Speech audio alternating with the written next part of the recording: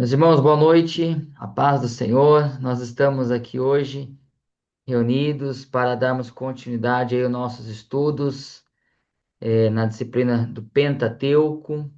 Hoje nós vamos então olhar para o livro de Números, né?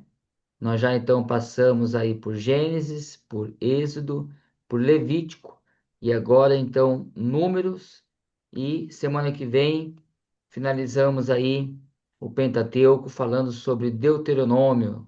Então, hoje a Números, né, é uma matéria, é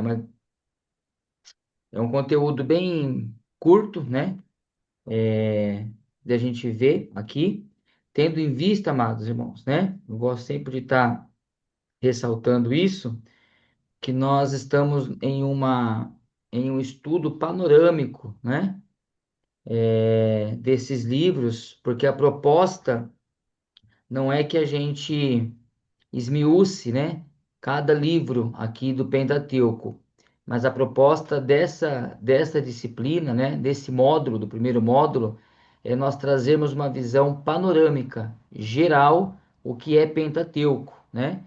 Então, por isso que nós não estamos aí aprofundando livro por livro, até mesmo por conta do tempo que nós não temos dentro dessa proposta.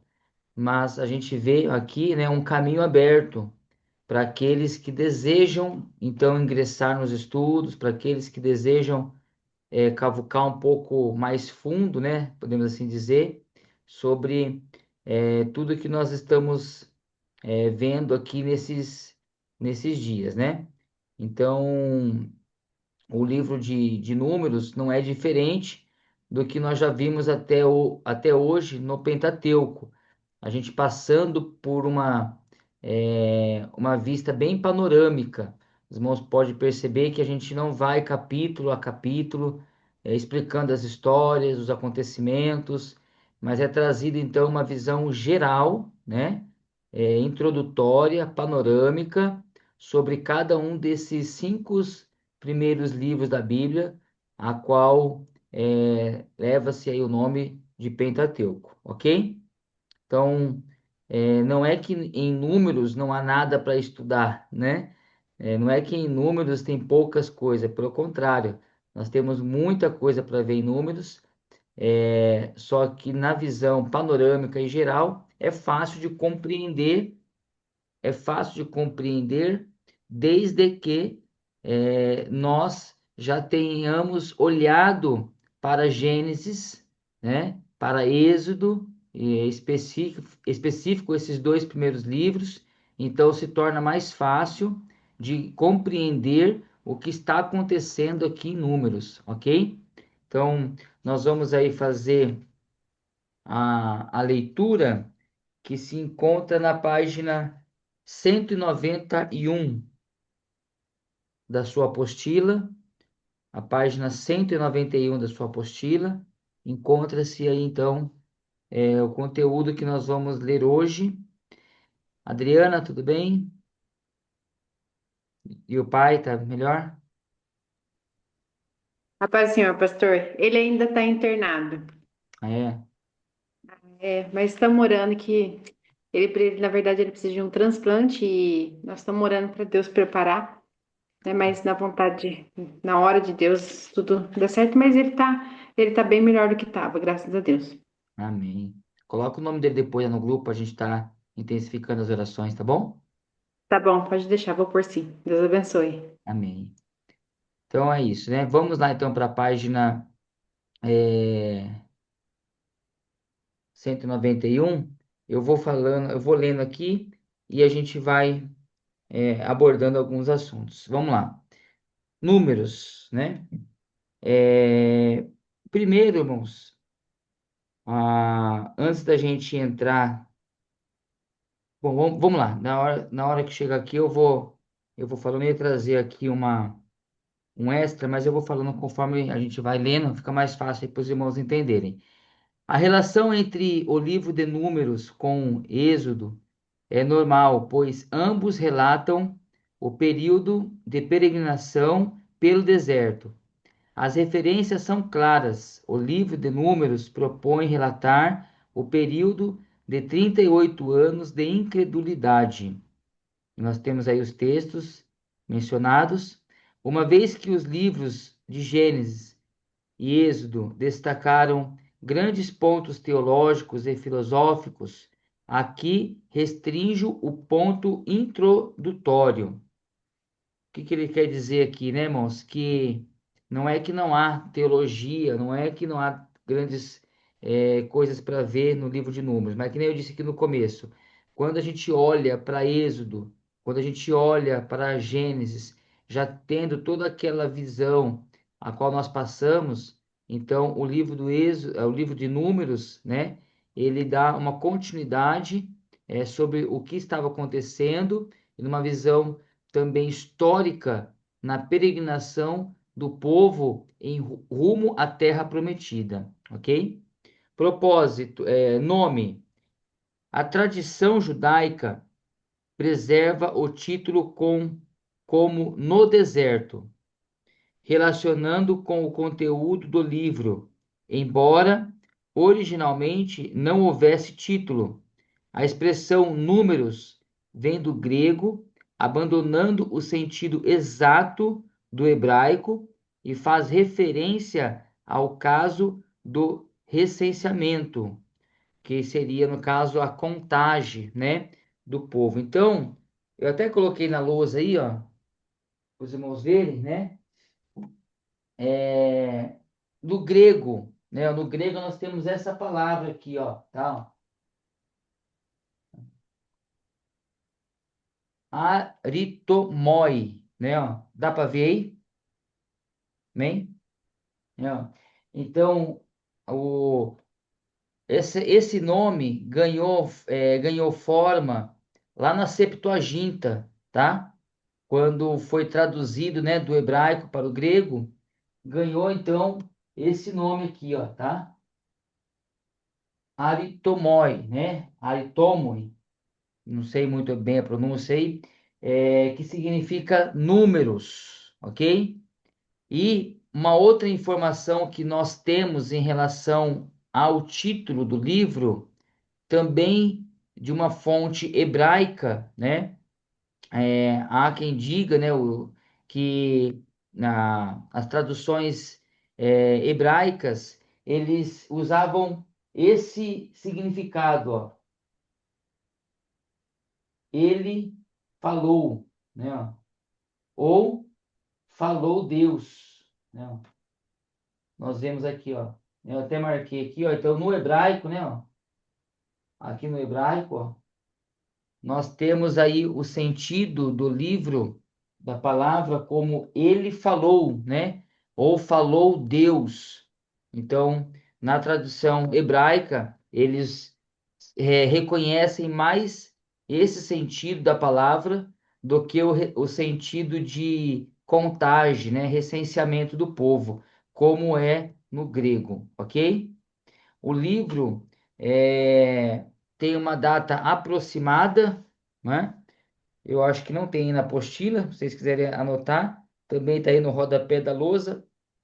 Tem uma data aproximada, né? Que é do ano de 1406 antes de Cristo. 1406 antes de Cristo, tá? Então, é, algumas informações aí que, se eu não me engano, acho que não contém aí na sua apostila, né? Então, agrega aí no conhecimento, tá certo? É, não tem muita, não, como se diz, né? Não que não interesse para nós, né? Mas não tem tanta importância, mas é legal nós conhecermos, né? Sabermos, né? E como eu disse aqui, a proposta ela é panorâmica, mas não restringe nenhum de nós a buscarmos mais informações, não é? Então, algumas informações aí a gente tem de acréscimo que ajuda aí também na compreensão geral do livro, né? Como eu trouxe aquela introdução lá no Pentateuco, a primeira aula, que a gente vem se apoiando nela até hoje, né? Por conta daquelas informações que nos dá aí base para muita coisa que nós estamos vendo no Pentateuco.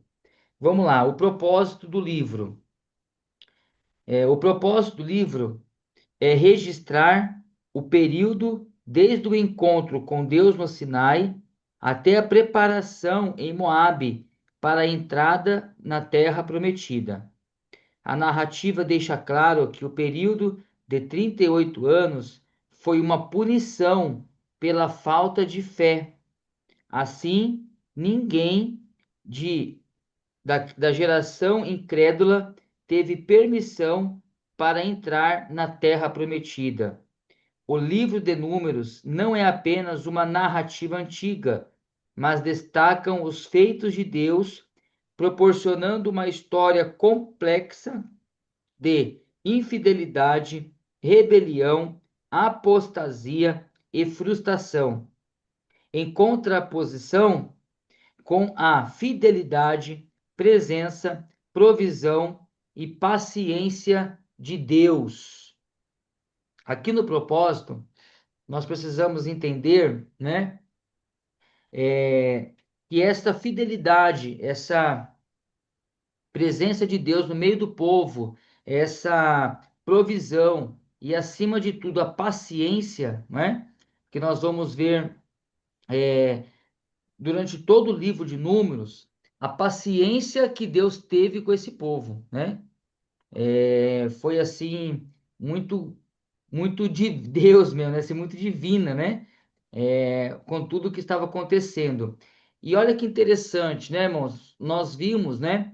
Deus cuidando do seu povo lá em Gênesis, separando um povo, assim como Moisés traz todo aquele conhecimento dado por Deus sobre a criação, a história.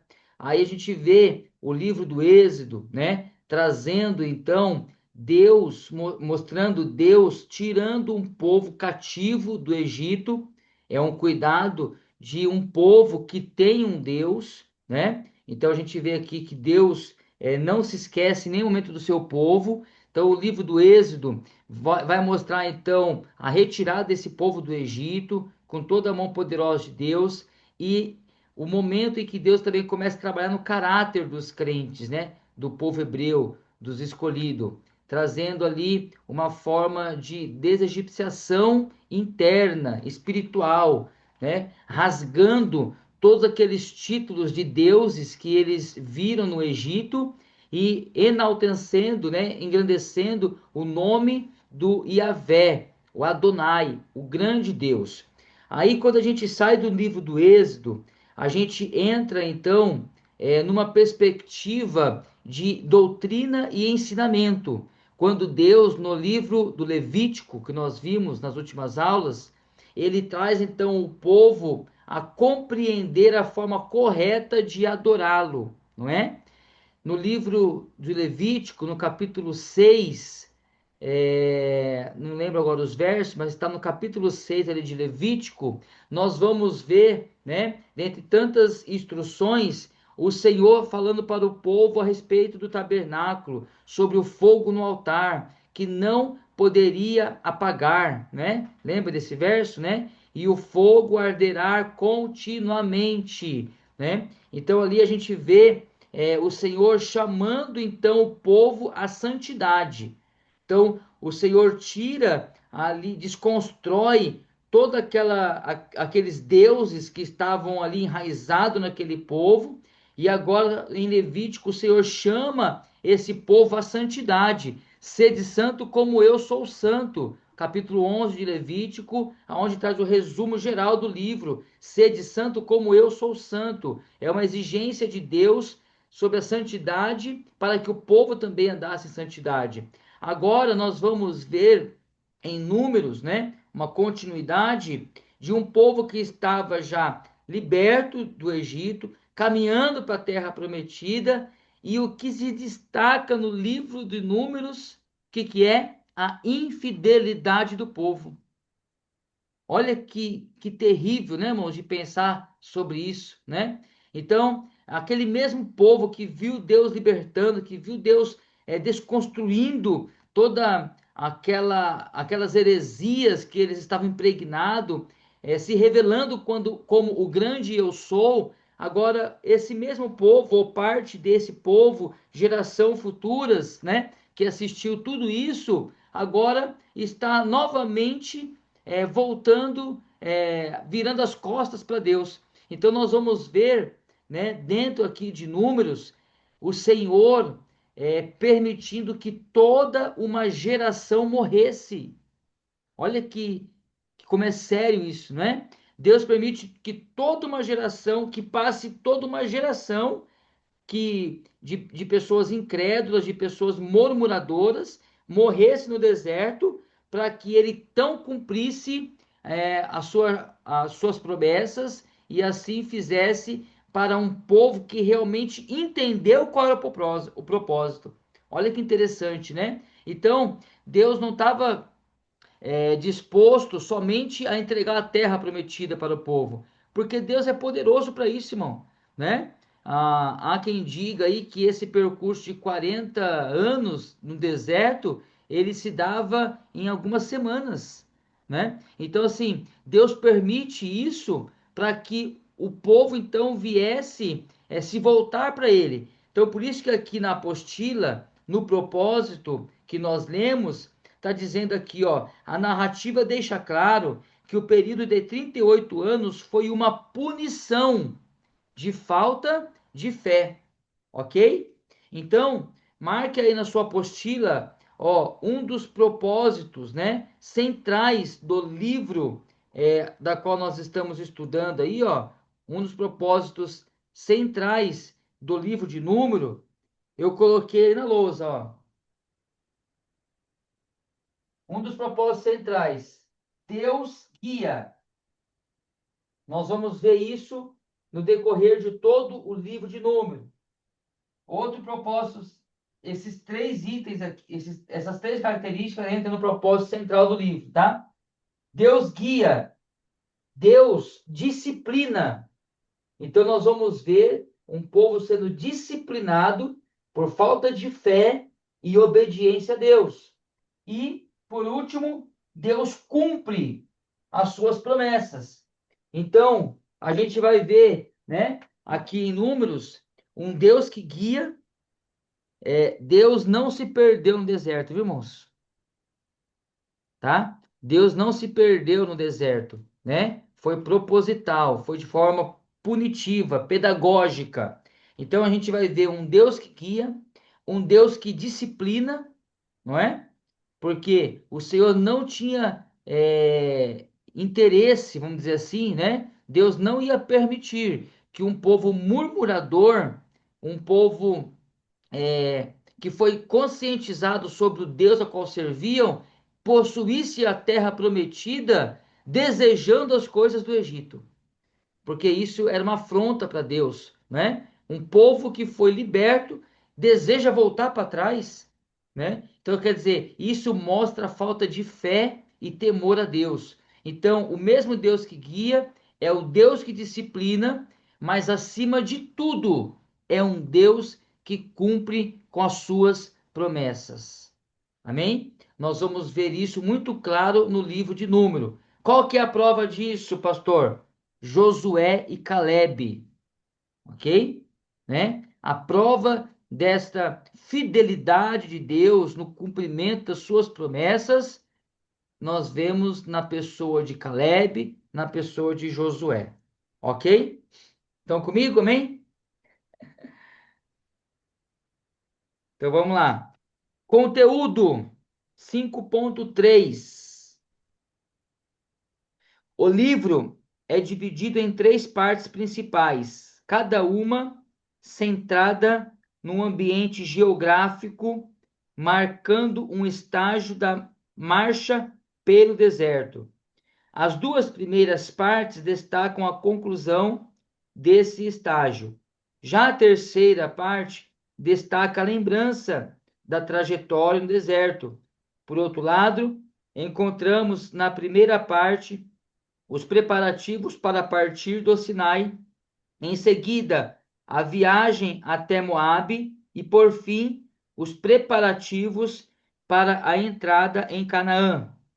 Na primeira, destaca-se o primeiro recenseamento, a apresentação dos levitas e da nova lei, e por fim, os preparativos para a viagem, capítulos 7 a 10.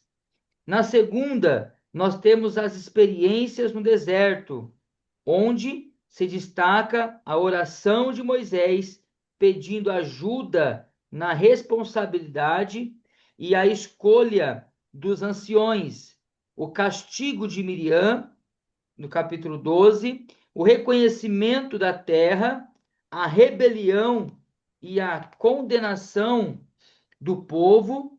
Ressalta-se ainda os anos de peregrinação, capítulo 15 a 21, despertando frustração, rebelião, morte e conflitos envolvendo o povo com Moisés. Finalmente, temos os preparativos para a entrada em Canaã, destacando os pecados os pecados de Balaão de Israel e a recontagem do povo, no capítulo 26, as novas leis, a guerra e conquista, e um resumo descrevendo os 40 anos de peregrinação. Então, o livro se dá, né, nesta narrativa, né? O livro de Números, a gente vê então uma marcha, né, do povo rumo à terra prometida, tendo em vista que era uma promessa dada por Deus, e nós vamos ver no meio disso, desse acontecimento, alguns fatos, né, que chamam a atenção. Quando a gente olha aqui, por exemplo, eles partindo saindo do Sinai, indo para Moabe, né, nos preparativos da entrada de Canaã. Então, os primeiros capítulos ali a gente vê o recenseamento, depois a gente já começa a enxergar ali instituições de algumas novas leis, preparativos para a viagem a qual eles começariam ali no deserto. E aqui também nós vemos um destaque muito importante, que é a intercessão de Moisés, ou melhor, aqui não é intercessão ainda, aqui é a oração de Moisés, né?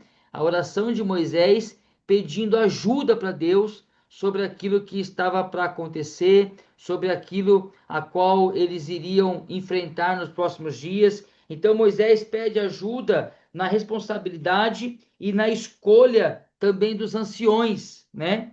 A gente vai ver aqui, né, irmãos, tiramos aqui uma lição muito grande de um grande líder, né? Um dos maiores, o maior líder, né? Já visto em toda a história, que é Moisés, depois de Jesus, né? Do Antigo Testamento, certamente é o maior líder. A gente vê aqui esse grande líder, Moisés, orando a Deus, né? Buscando ao Senhor, pedindo a Deus aí, então, ajuda sobre grandes responsabilidades que é lidar com o povo, na escolha de anciões, né? No direcionamento do povo pelo deserto. A gente vai ver Moisés falando com o povo, com Deus em relação ao povo, quando faltava água, quando faltava comida, né? E nós vamos ver aqui ainda hoje, né, nessa aula de hoje, uma intercessão ousada de Moisés, né, em relação ao povo. Então, a gente vê e aprende muito com isso, né, irmãos? Que toda liderança, seja, né, não sei se existe, né, se eu posso usar essa palavra, mas da menor a maior, não enxergo assim, acho que líder é líder, né? Eu falo para os irmãos que todos nós temos responsabilidades e o Senhor delegou cada um de acordo com o que ele quis, né? E a capacidade e dom que ele disponibilizou para cada um. Então, não é maior, menor, mas toda a responsabilidade que nós temos diante do reino, isso tem que ser feito debaixo de muito temor, de muita oração, né? E, sobretudo, sempre pedindo o direcionamento de Deus, ok?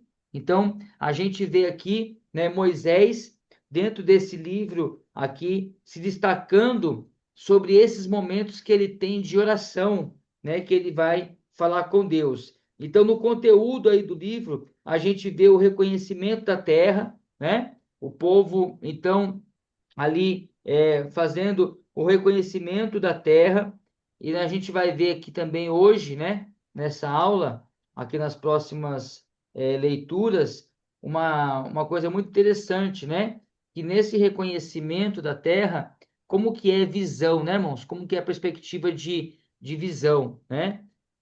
Moisés manda alguns espias lá, os irmãos lembram? Amém? Quantos espias Moisés mandou? Quantos espiões? Quem responder vai ganhar um ponto na prova. 12. É? Lembra, né, irmãos? Ok? Moisés ali manda, né?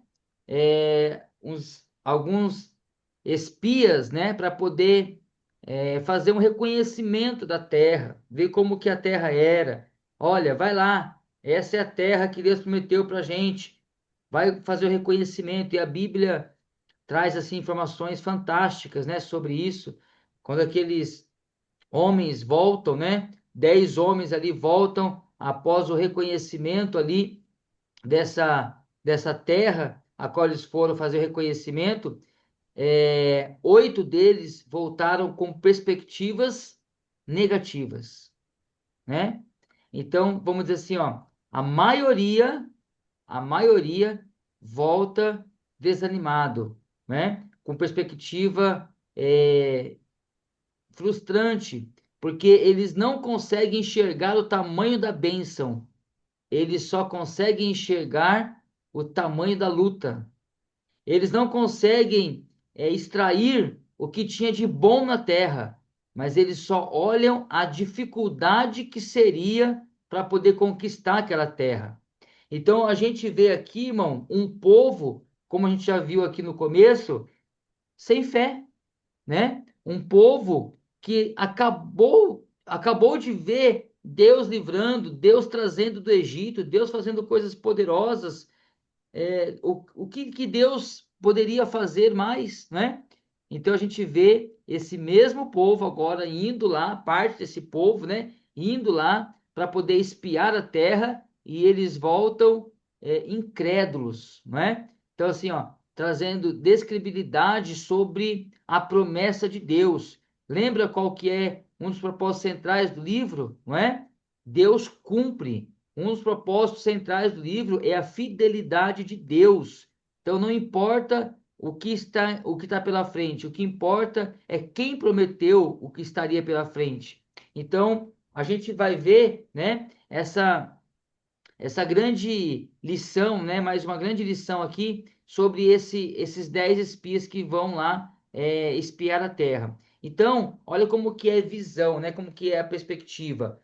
Mas quando a gente ouve, né, vê sobre isso, a gente ouve então uma voz que ecoa no meio de toda aquela multidão, né? Na verdade, duas vozes, Josué e Caleb, eles então começam a trazer os relatos deles, não é? Olha, espera um pouco, naquela terra tem sim gigantes, o povo lá é grandão mesmo, é meio esquisitão, né?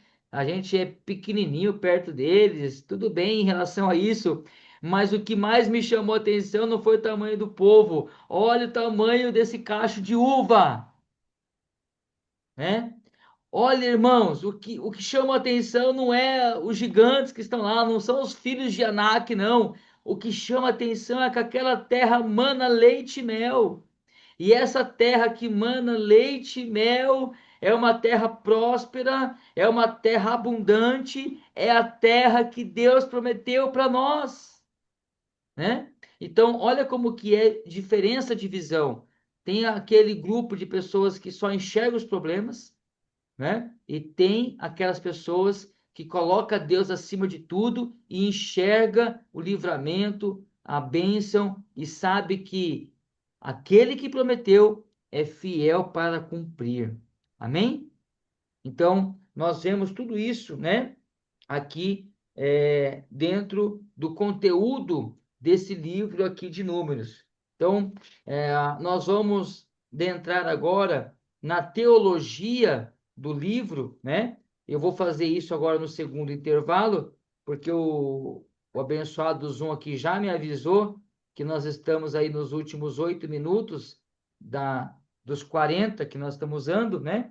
Então, já vai derrubar aqui o nosso vídeo. Então, antes de eu entrar aqui na teologia, para não cortar no meio, para a gente finalizar com a teologia na segunda parte, então a gente vai parar por aqui. Eu só queria então destacar, né, é, essa essa grande lição que nós vemos aí no conteúdo do livro, que são sobre esses povos aí. Na página 192, lá em cima, está escrito assim, ó: ressalta-se ainda os anos da peregrinação, capítulo 15 a 21, despertando frustração, rebelião, morte e conflitos envolvendo o povo com Moisés, né? Então, quando Deus, né, irmão, está na disposição de disciplinar o povo, você vê que o povo não estava indo somente contra Deus, o povo também estava indo contra a sua liderança,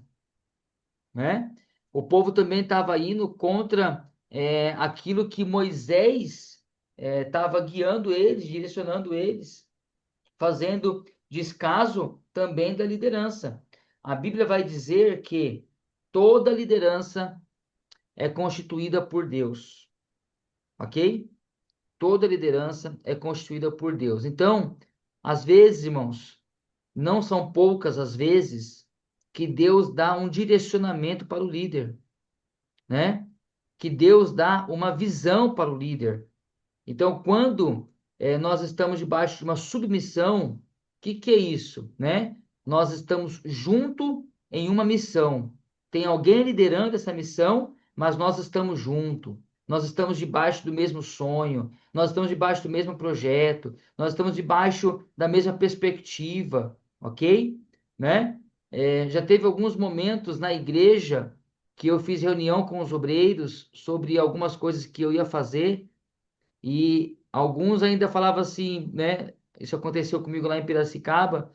Eu me recordo muito bem que numa reunião de obreiros, o obreiro falou assim: olha, pastor, nós estamos vendo que isso é uma doideira, mas se Deus falou com você, nós vamos com você nessa doideira, né? E vai dar certo, porque se Deus falou, a gente acredita que vai acontecer, né? Então, assim, não são poucas vezes que Deus dá um direcionamento para um líder. Então, o que cabe a nós, né, irmãos, é nós enxergarmos na perspectiva, né, divina, de fé, acreditando que a liderança ela foi constituída por Deus e o Senhor ele zela por isso, não é? Então, quando um líder toma frente, quando o líder traz um direcionamento, nós precisamos ter muita graça e pedir, né, temor de Deus para que possamos aí caminhar junto. É claro que nós temos exceções, né?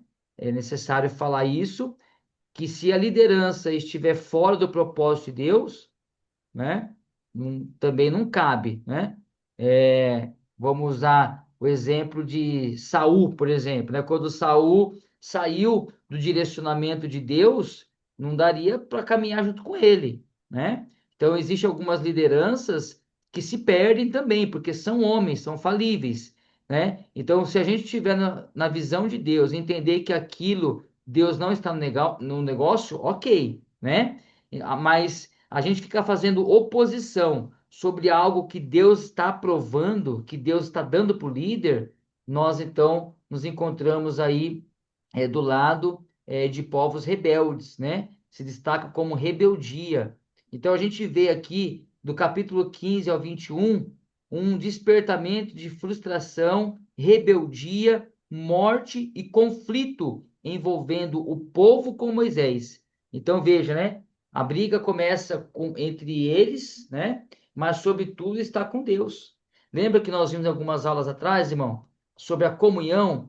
A comunhão, né, no formato de cruz, ela tem que manter sempre a comunhão de ambos os lados. A comunhão, né, vertical, que é a comunhão do homem com Deus, e a comunhão horizontal, que é a comunhão entre homens e homens, né? Irmãos com irmãos.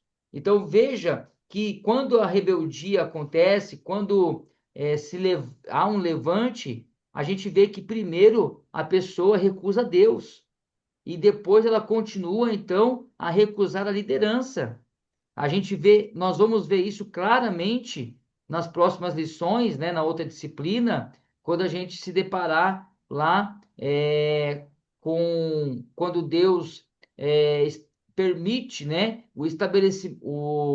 a constituição de reis, né? Então, até aqui na história que nós estamos estudando, nós estamos debaixo de um governo, né, de uma nação que está sobre um governo teocrático. Lembra disso, irmãos? Amém? É um governo teocrático. Quem é que manda?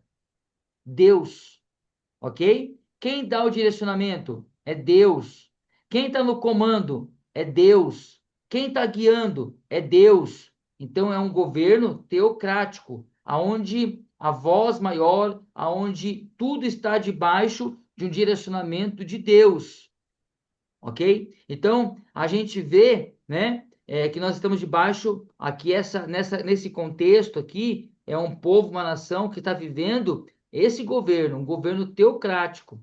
Porém, o Senhor também usa homens, levanta homens sob a sua liderança, no caso aqui de Moisés. Então, o povo, quando ele vai se levantar em rebeldia, ele levanta não só contra Deus, mas também contra a liderança instituída pelo próprio Deus. Entendi, irmãos? Amém? Tudo bem até aqui? Né? Então, é interessante a gente olhar nessa perspectiva, né? Quando a gente vê que esse povo aqui, nos preparativos para entrar na terra, se preparando para tomar posse de uma grande bênção, eles também se rebelam, se levantam contra a liderança, contra Deus, causando um grande problema. Então, nós vamos encerrar essa primeira parte. Voltamos daqui a alguns minutinhos, 2 a 3 minutos. A gente já volta aí para a nossa segunda parte, aonde nós vamos ver aí 5.4, a teologia no livro de Números. Até daqui a pouco.